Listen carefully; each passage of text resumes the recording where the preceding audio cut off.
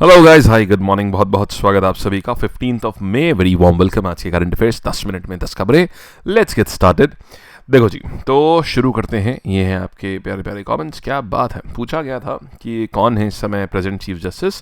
कल का होमवर्क था, तो BR गवई साहब ने कल चीफ जस्टिस की शपथ ले ली उन्होंने, ठीक। और ये हमारे करंट अफेयर्स के क्विज, कल 417 लोगों ने ये टेस्ट दिया है, बहुत अच्छी बात है। Topper Veni and Rohit Jha, शाबाश गाइस, वेल डन, बहुत बढ़िया। अभी देखो, आर्मी का ऑपरेशन केलर, अभी ऑपरेशन सिंदूर आया था, उसके बाद ऑपरेशन केलर आया। ऑपरेशन केलर क्या था? कहानी ये है कि ऑपरेशन कलर, देखो, जम्मू कश्मीर में ना शोपियां में कुछ टेररिस्ट के छुपे होने की खबर मिली थी। तो उसमें इंडियन आर्मी के जो ये है, क्या बोलते हैं, नेशनल राइफल्स यूनिट जो है, इसने एक ये ऑपरेशन लॉन्च किया था चुन चुन के मारने के लिए। उनको बड़ी स्पेसिफिक सी इंटेलिजेंस मिली थी कि कुछ टेररिस्ट वहाँ पर प्रेजेंस बना के रखे हुए हैं, तो इसलिए उन्होंने मारना शुरू किया था। तो ये जगह का नाम केलर था, उस जगह का, इसीलिए इसको रखा गया है ऑपरेशन केलर, ठीक है। अच्छा, और आगे बढ़ते हैं। सिर्फ नाम जानना है आपको। ऑपरेशन कलर किसने शुरू किया था? नेशनल राइफल्स, इंडियन आर्मी की ही एक ब्रांच है, उसने शुरू किया था टेररिस्ट को मारने के लिए। शोपियां डिस्ट्रिक्ट है ना जम्मू कश्मीर का, उसके पास में। फिर देखिएगा, फिर हम बात करेंगे सैंपल रजिस्ट्रेशन सर्वे। अब ये कहानी क्या आती है सैंपल रजिस्ट्रेशन सर्वे की? देखिए, इसमें है क्या, ये सैंपल रजिस्ट्रेशन सर्वे में ये पता चलता है कितने लोग कहाँ पर कितना क्या फर्टिलिटी रेट चल रही है, ये सब। तो अभी रजिस्ट्रार जनरल ऑफ इंडिया, इन्होंने ये डेटा रिलीज करते हैं सैंपल रजिस्ट्रेशन सिस्टम का। तो 2021 की रिपोर्ट रिलीज करी गई है। इसके तहत है क्या, टोटल फर्टिलिटी रेट हमारा 2.0 पे आ गया। अब देखो इसका मतलब क्या होता है। जैसे मान लो एक माँ बाप हैं, ठीक। अब इनसे क्या होगा, ये मान लो जैसे एक स्त्री है, एक पुरुष है। अब जब इनकी संतानें होंगी, अगर मान लो ये एग्जैक्टली 2 संतानें करते हैं, तो जाहिर सी बात है जब इन दोनों की मृत्यु हो जाएगी तो ये जो लोग हैं ये रिप्लेस कर लेंगे इनको, है ना। मतलब 2 लोगों की मृत्यु हुई तो उनके 2 बच्चे थे, तो उन्होंने रिप्लेस कर लिया, तो पॉपुलेशन पे कोई फर्क नहीं आया। तो इसको बोलते हैं टोटल फर्टिलिटी रेट 2 का होना। तो इससे पॉपुलेशन कभी बदलेगी नहीं, जितनी है उतनी रहेगी। लेकिन जैसे ही पॉपुलेशन क्या हुई, टोटल फर्टिलिटी रेट 2.1 का हुआ। अब इसका मतलब होता है पॉपुलेशन बहुत ग्रेजुअली बढ़ेगी, ठीक। और अगर 2 से कम हुआ, मतलब खत्म तो हो रहे हैं 2 लोग, लेकिन रिप्लेस हो रहे हैं खाली 1.9 लोग, मतलब कि पॉपुलेशन अब गिरना शुरू हो रही है। तो इंडिया का जो टोटल फर्टिलिटी रेट है वो 2.0 पे आ गया, मतलब एकदम स्टेबल हो चुका है, ये मतलब है इसका। रिप्लेसमेंट लेवल को बोलते हैं 2.1, और ये एकदम स्टेबलाइजेशन की तरफ मूव कर चुका है। ये मैंने आपको बताया भी कैसे होता है ये, ठीक है। फिर हम देख रहे हैं, अगर highest fertility, total fertility rate की हाईएस्ट TFR की बात करें जाए, तो बिहार का अभी भी हाईएस्ट है 3.0। ये पूरे देश में सबसे हाईएस्ट टोटल फर्टिलिटी रेट है बिहार का। फिर दिल्ली और वेस्ट बंगाल में नेगेटिव, मतलब नेगेटिव का मतलब है 1.4। मतलब अगर देखा जाए तो 2 लोग, मतलब एक स्त्री और पुरुष जब खत्म होंगे तो ये रिप्लेस ही नहीं हो पाएंगे, क्योंकि इन राज्यों में फर्टिलिटी रेट 1.4 का है। मतलब एक कपल के 1.4 बच्चे हो रहे हैं on an average, mathematically speaking. तो ये क्या होगा, 0.6 की कमी आती जाएगी हर कपल में। ऐसे करके जितने कपल्स होंगे सब में 0.6 की कमी आती जाएगी, तो पॉपुलेशन धीमे धीमे गिरती जाएगी। तो ये मतलब होता है इसका। तो ओवरऑल देश की फर्टिलिटी TFR रिपोर्ट में क्या आया है, 2.0। ये इंपॉर्टेंट है, आपसे सिर्फ देश का पूछेगा, और ये पूछ सकता है कि बताओ हाईएस्ट किसका है, ठीक। फिर देखिएगा, अच्छा, और हाँ, एक और चीज भी देखिएगा। अब धीमे धीमे ना हमारे वहां यंग पॉपुलेशन कम हो रही है और अब बुढ़ापे की तरफ जा रही है। जैसे अगर हम बात करें 1971 में 0 से 14 एज ग्रुप हमारे पास, लगभग आधी पॉपुलेशन हमारे पास में 0 से 14 में 1971 में 0 से 14 एज ग्रुप की थी, जो कि अब 1/4 रह गई है हमारे पास में। जबकि वर्किंग पॉपुलेशन की अगर हम बात करें, तो वर्किंग पॉपुलेशन अभी की बात करें तो हमारे पास में मैक्सिमम पॉपुलेशन इस समय वर्किंग पॉपुलेशन है। इसीलिए देखिए क्या है, अनएम्प्लॉयमेंट भी इसीलिए आ रखा है, क्योंकि अब इंडिया में आप सोचो 150 करोड़ की पॉपुलेशन है, जिसमें से लगभग 66%, 2/3, मतलब 100 करोड़ लोग ऐसे हैं जिनको काम चाहिए। अब 100 करोड़ लोगों को कहां से काम दिया जाएगा? बहुत ज्यादा हो गया 100 करोड़। मतलब अब मोटा मोटा समझो, 150 करोड़ में 100 करोड़ को तो खाली काम चाहिए, मतलब 100 करोड़ कमाने वाले लोग हैं। अब 100 करोड़ कमाने वाले लोग आएंगे कहाँ? कंज्यूमर्स ही नहीं बचेंगे फिर तो, खाली अगर हर कोई प्रोड्यूसर हो जाएगा। तो इसीलिए अनएम्प्लॉयमेंट भी इस समय चरम सीमा पे है। उसका बड़ा रीजन एक ये है कि इंडिया की पॉपुलेशन, वर्किंग पॉपुलेशन आ चुकी है, 2/3 पॉपुलेशन हो गई है। चलिए, अच्छा, फिर आगे बढ़ते हैं। इनफैक्ट महिलाओं की भी मैरिज अगर हम एज देखें तो इसमें ये भी पता चला है, पहले 19.3 हुआ करती थी, अब 22.5 साल की इनकी एवरेज एज हो गई है आज। और मेट्रोज में अगर आप जाओगे ना, तो मेट्रोज में इस समय लड़कियों की शादियों की एवरेज एज जो है वो 28-30 हो चुकी है। अगर आप बैंगलोर जाओगे, मुंबई जाओगे, तो वहाँ 32 साल हो चुकी है। उससे आगे चल के कई सारी प्रॉब्लम्स भी आ रही हैं, फर्टिलिटी को लेकर के कई सारी प्रॉब्लम्स आ रही हैं। ये इसीलिए आप देखो इस समय IVF सेंटर बहुत गजब के खुलते चले जा रहे हैं। क्यों? लाइफ स्टाइल और एज, एज क्या है, अब महिलाएं आमतौर पर जो बर्थ दे रही हैं मेट्रोज में वो 33, 34, 35, कहीं कहीं पर 36, 37 साल में पहली बर्थ हो रही है, तो वो कॉम्प्लिकेटेड बर्थ होती जा रही है, प्रेगनेंसीज कॉम्प्लिकेटेड होती चली जा रही हैं। तो ये समझ गया क्या है। अच्छा, क्या रिपोर्ट में ये सैंपल रजिस्ट्रेशन सिस्टम रिपोर्ट आई है, और ये क्या है, ये रिपोर्ट जो है TFR रेट को दिखा रही है कि भाई टोटल फर्टिलिटी रेट जो है ये अब 2.0 पे स्टेबलाइज हो रहा है। फिर देखो, फिर आता है नोंगखायलम वाइल्ड लाइफ सेंचुरी। अब ये कहानी क्या आती है नोंगखायलम वाइल्ड लाइफ सेंचुरी की। देखो कहानी कुछ ऐसी है यार, न्यूज़ को समझिएगा, एकदम पॉइंट बाय पॉइंट समझिए कि कहानी हो क्या रही है यहाँ पर। कहानी ऐसी है कि देखो मेघालय में ना एक नोंगखायलम वाइल्ड लाइफ सेंचुरी है। कहाँ पर है ये? मेघालय के री भोई डिस्ट्रिक्ट में, डिस्ट्रिक्ट है एक री भोई। अब यहाँ पर क्या है, सरकार चाहती है कि भाई इसमें, इस वाइल्ड लाइफ सेंचुरी में ना बढ़िया हम टूरिज्म डेवलप करें। टूरिज्म डेवलप करने का मतलब क्या है कि यहाँ पर अच्छे से रिजॉर्ट बनवाएं, और उसके बाद ग्लास का स्काई वॉक बनवाएं, कि मतलब एक पहाड़ से दूसरे पहाड़ जा रहे हैं सीधे ग्लास के स्काई वॉक के ऊपर, बिल्कुल एकदम कि हिल टॉप से एकदम ट्रांसपेरेंट वॉकवे चल रहा है। वाटर स्पोर्ट्स बनवाएं, अलग अलग ऐसे टूरिस्ट अट्रैक्शन बनवाएं। तो इसमें 23.70 करोड़ की योजना मेघालय सरकार ने लॉन्च कर दी है। लेकिन अब यहाँ पर क्या हुआ, जो लोकल्स थे उन्होंने विरोध करना शुरू कर दिया। उनका कहना है कि भाई यहाँ 400 से भी ज्यादा स्पीशीज यहाँ रहती है, तो आप ऐसा कैसे कर सकते हैं, आप ये क्यों, उन स्पीशीज को दिक्कत हो जाएगी।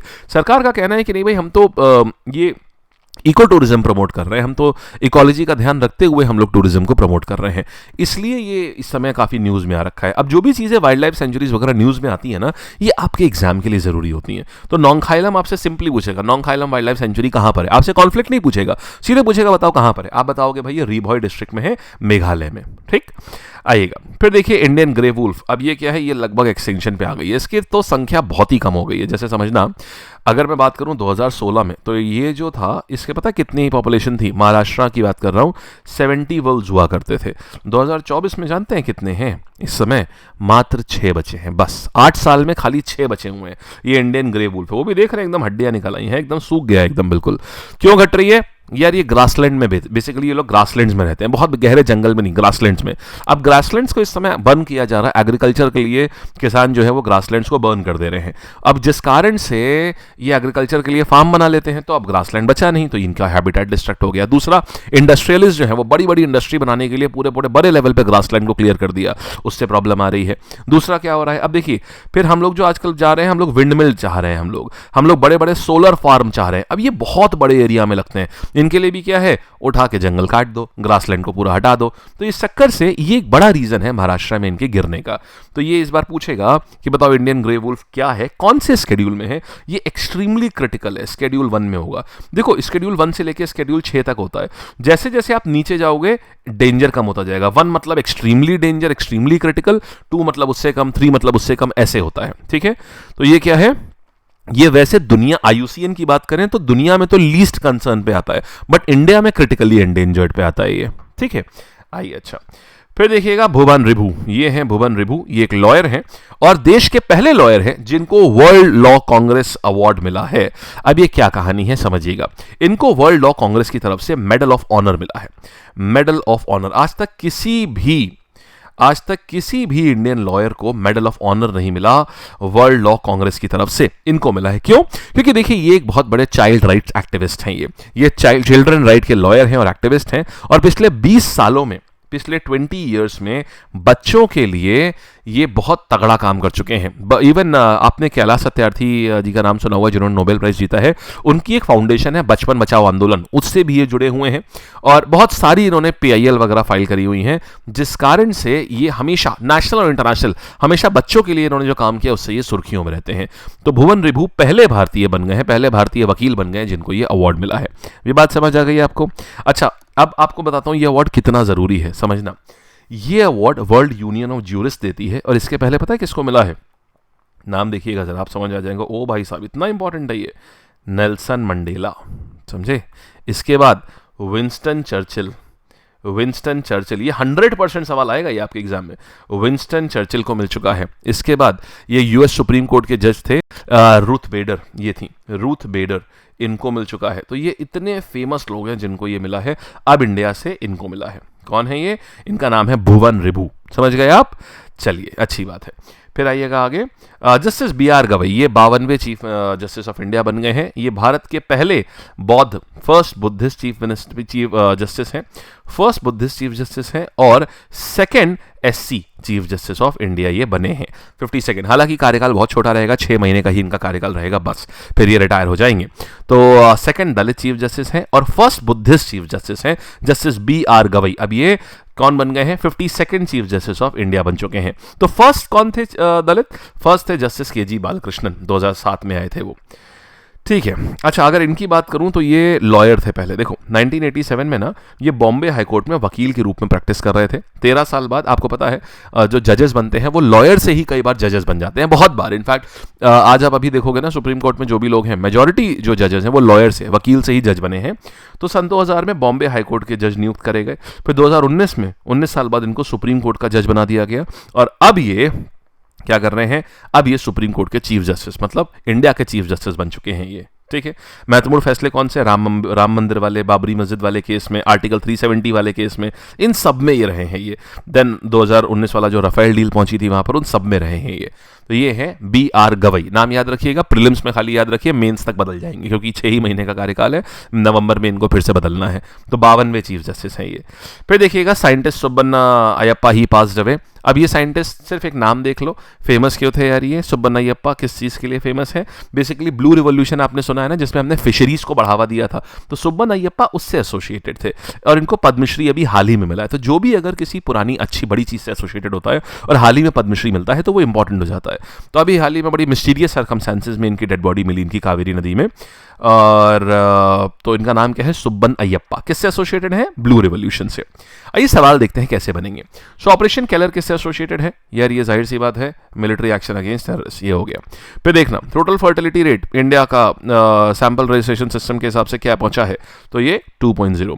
फिर हम बात करेंगे सैंपल रजिस्ट्रेशन सिस्टम रिपोर्ट के हिसाब से average marriage age of women 2021 में कितनी है, तो यहां पर आ जाएगा कितनी, अब इस समय बढ़ के कितनी हो गई है, ये होमवर्क में आपसे लूंगा मैं ये सवाल। फिर नोंगखाइलम वाइल्ड लाइफ सेंचुरी ये कहां पर है? ये भाई ये आपकी मेघालय में आ जाती है ये, राइट। फिर IUCN की बात करें अगर हम, तो IUCN को in which category the Indian grey wolf को IUCN ने International Union for Conservation of Nature, पूरी दुनिया की बात करेंगे तो लीस्ट कंसर्न, सिर्फ इंडिया की बात करेंगे तो क्रिटिकली एंडेंजर्ड। ठीक है। फिर देखिएगा ये आपका मुआंदर वॉल्फ सेंचुरी जो है ये कब स्टैब्लिश हुई थी, ये आपको नोट्स पढ़ के आपको बताना है। ये मैं आपको होमवर्क दे रहा हूँ, ये नोट्स पढ़ के, यार जो चीज़ कहूँ ना कि पढ़ के बताना है तो उसको बताना जरूरी है, नहीं कि बस गोल कर दिए उसको। फिर आइएगा 52वें चीफ जस्टिस के रूप में किसने शपथ ली? ये आ जाएंगे जस्टिस BR गवई, भूषण रामकृष्ण गवई, पहले Buddhist chief justice of India. फिर बात करते हैं कौन से साइंटिस्ट हैं जिनको पद्मश्री मिला है इस फील्ड में और ब्लू रिवॉल्यूशन से संबंधित थे। इनका नाम है श्री सुब्बन अयप्पन। That's it. चलो जी गाइस, ये थी पूरी कहानी सबकी। और ध्यान रखिएगा आप लोग SSC के एग्जाम में जनवरी 2024 से करंट अफेयर्स आएंगे से लेकर के आपको अगस्त 2025 तक पूरा पढ़ना है। मेक श्योर कि ये किताब आप पूरी पढ़ जाएं, इसमें पूरा कंपाइलेशन दे चुका हूं मैं ऑलरेडी, इसलिए अभी बोल रहा हूं कि बाद में क्या होता है, अरे सर अब बताइए अब क्या करें, पहले तो हमने नहीं किया था। हालांकि 90% लोग आप में से कर चुके होंगे, मैंने जनवरी में ही बोल दिया था इसको करने को। नहीं किया है तो अब कर लो, जाकर के कोशिश करो कि जून के पहले पहले इस किताब को पूरा खत्म कर दो। डेली 3-3 4-4 पन्ने पढ़ोगे ना तो भी हो जाएगा। इसमें क्या है, फरवरी मार्च 2025 तक की, जनवरी 2024 से फरवरी मार्च 2025 तक पूरा खत्म हो जाएगा, तो ताकि सिर्फ इधर बाद में इधर 3 ही महीने का पढ़ना पड़ेगा। ठीक है, चलिए। अच्छा, करंट अफेयर्स PDF कहाँ मिलेगा? ये लैब की ऐप पर जाओगे, ये करंट अफेयर्स का टैब है, यहां पर आपको मिल जाएगा। देखो इस तरीके से। ठीक, चलिए बाय करते हैं। और ध्यान रखना आज दोस्त लास्ट डेट है इस उम्मीद बैच में। बहुत मतलब मैं कहूंगा हर व्यक्ति जरूर से लेना, एवरी सिंगल पर्सन, आप वर्किंग हो, आप हाउसवाइफ हो, आप सब पढ़ चुके हो पहले से। ये लेटेस्ट है और लेटेस्ट पैटर्न पे चीजें बहुत एडवांस हैं जो चल रही हैं इसमें, काफी डीप और काफी इन डेप्थ और काफी फाउंडेशन लेवल से है। इसलिए एक चीज ध्यान रखिएगा, मिस आउट ना हो आपसे। आज आपका क्या है, ये वैसे 12 मंथ्स का ही है, ये आज तक और एक्स्ट्रा है, बस ये 2 दिन का था, माने 14 और 15। आज यहां पर 12 मंथ्स और एक्स्ट्रा है, माने 1 साल पे 1 साल का सब्सक्रिप्शन एक्स्ट्रा फ्री हो जाएगा। यहां पर कोड क्या है इसका? LAB lab. ठीक, जितने भी लोग हैं जो SSC की तैयारी कर रहे हैं, आपके पास ये जरूर होना चाहिए। ये आपके पास, this is a very very very important pack for your upcoming exam. अगर आपके पास महापैक है तो आप मत लीजिएगा महापैक में, क्योंकि ऑलरेडी फ्री है। महापैक में लगभग 1 लाख के बैचेस फ्री होते हैं, महापैक में ये फ्री है ऑलरेडी। ठीक है, महापैक लेना चाहते हैं तो आप ये ले सकते हैं, इसमें भी कोड लैब ही है। इसमें क्या है, इसमें मेंस वगैरह के बैचेस भी सब इंक्लूड होंगे, टेस्ट सीरीज, मेंस के बैचेस, सब कुछ 1 साल तक के जितने हमारे SSC के बैचेस आते हैं ना, सब इंक्लूड होंगे इसमें। ठीक, चलिए बाय टाटा।